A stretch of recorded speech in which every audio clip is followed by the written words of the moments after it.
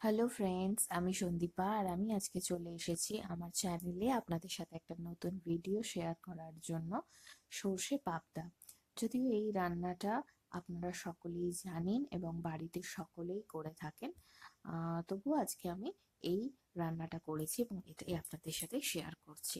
প্রথমে আমরা পাবদা মাছ খুব ভালো করে ভেজে নেব।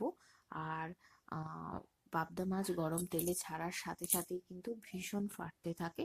তাই সম্ভব হলে যদি আমরা গরম তেলে একটু নুন দিয়ে তারপরে মাছগুলো ভাজি, তাহলে কিন্তু আর ফাটবেও না, আর খুব ভালো ভাজা হয়ে যাবে। এই টেকনিকটা আপনারাও ইউজ করে দেখতে পারেন। অন্যদিকে আমরা সর্ষে বেটে নেব, কিছুটা সর্ষে আর কিছুটা পোস্ত, আর তার সাথে নিয়ে নিয়েছি বেশ অনেকগুলো কাঁচা লঙ্কা। যদিও আমরা এখানে শিলনোড়াতে বেটেছি, কিন্তু আপনারা আপনাদের প্রয়োজন হলে আপনারা মিক্সিতেও বাড়িতে বেটে নিতে পারেন। খুব ভালো করে মিহি করে আমরা পেস্টটা বেটে নেব। এবার অন্যদিকে রান্নাটা করার জন্য আমরা গ্যাসে কড়াই বসিয়ে তেল দেব।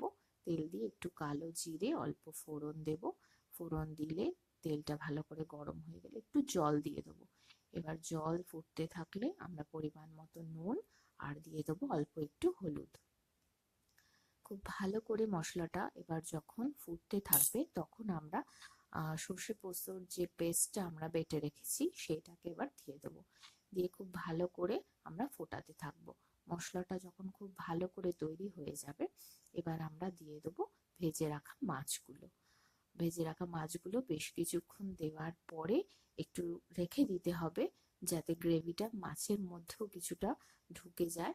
তো যখন কমপ্লিট হয়ে যাবে রান্না, তো সব শেষে আমরা বেশ আরো কতগুলো কাঁচা লঙ্কা দেব, আর একটু কাঁচা সর্ষের তেল আমরা রান্নার ওপর দিয়ে ছড়িয়ে দেবো।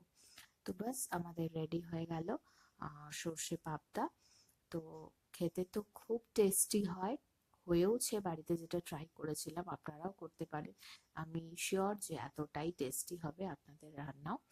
তো আপনারা আমার ভিডিওটা দেখুন এবং আমাকে জানান যে আপনাদের কেমন লাগলো ভিডিওটা। যদি ভিডিওটা ভালো লেগে থাকে তাহলে আপনারা লাইক করবেন, প্লিজ শেয়ার করবেন আর কমেন্ট করবেন। আর অবশ্যই আমার পেজটাকে ফলো করবেন এবং সাবস্ক্রাইব করতে কিন্তু একদম ভুলবেন না। Thank you. আজকের জন্য টাটা। আবার দেখা হবে আমাদের নেক্সট কোনো ভিডিওতে।